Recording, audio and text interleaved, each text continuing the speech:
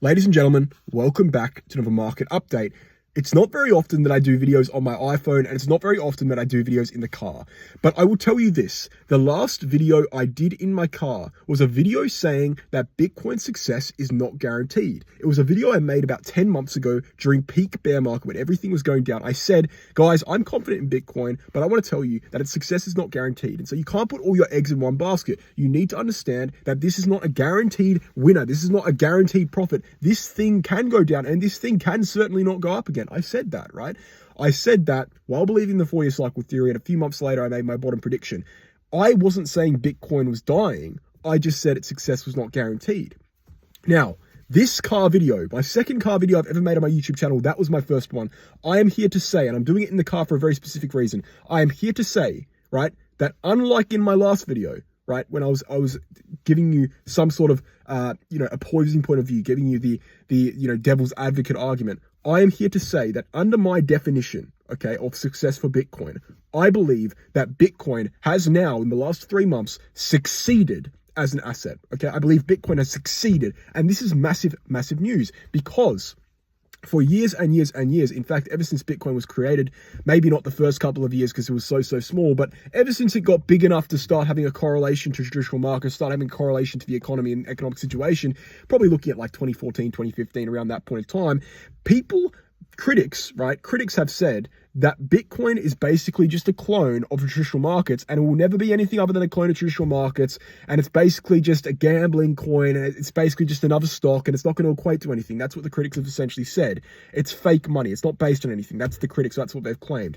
But the people who have believed in Bitcoin, including Satoshi himself, okay, the creator of Bitcoin, who is anonymous, obviously, has said that Bitcoin and its underlying purpose and its goal, well, a few people have said it's meant to be a global currency. I don't necessarily agree with that. But many people, other people, including myself, have said that it needs to be a digital gold. Once Bitcoin gets to the level where people invest in Bitcoin as an alternative to traditional markets, as an alternative to financial markets, as an alternative or as a backup plan, or as a hedge against the economy, the bad economies in the world, right? That's when Bitcoin will succeed. That's when it claims the same utility as gold claims, a store of value, largely separate to the centralized structures, okay? That's when Bitcoin will succeed. That's what people have said. That's what I've said personally for as long as I've ran this channel, which is 2 years now, and on Twitter I ran it 6 months before that. That's what I've always said. I said once Bitcoin becomes a digital gold, okay, by data, by statistics, by facts, not just by what I want it to be, but once it actually proves itself to be that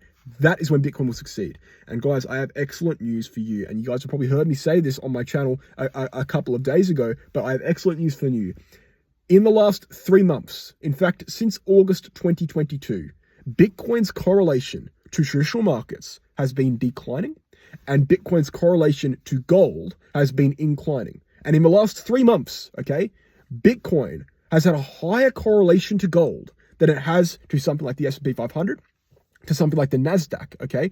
Now, the reason it's taken me so long to make this video is because I wanted to make sure that correlation, that, obviously it's only been the last 3 months, I wanted to make sure that was going to maintain. Now, at this point in time, 3 months of a larger correlation to gold than the S&P 500 or NASDAQ is the longest period of time Bitcoin has ever held that correlation. We are also seeing the highest historical correlation ever in Bitcoin's price history as per a 30-day moving average to gold that we have ever seen.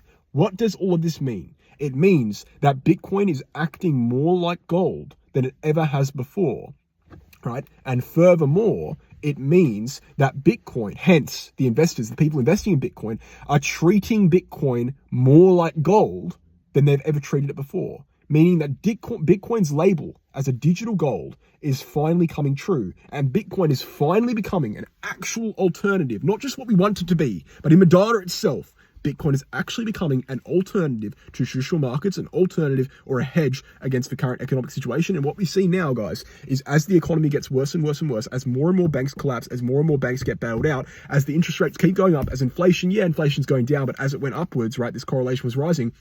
As everything looks worse and worse and worse in the macro situation, we are seeing Bitcoin succeed over and over again. Now, this to me is clear evidence that Bitcoin is finally coming into its own skin, finally gaining a degree of individuality, and finally succeeding in its goal to be a digital gold.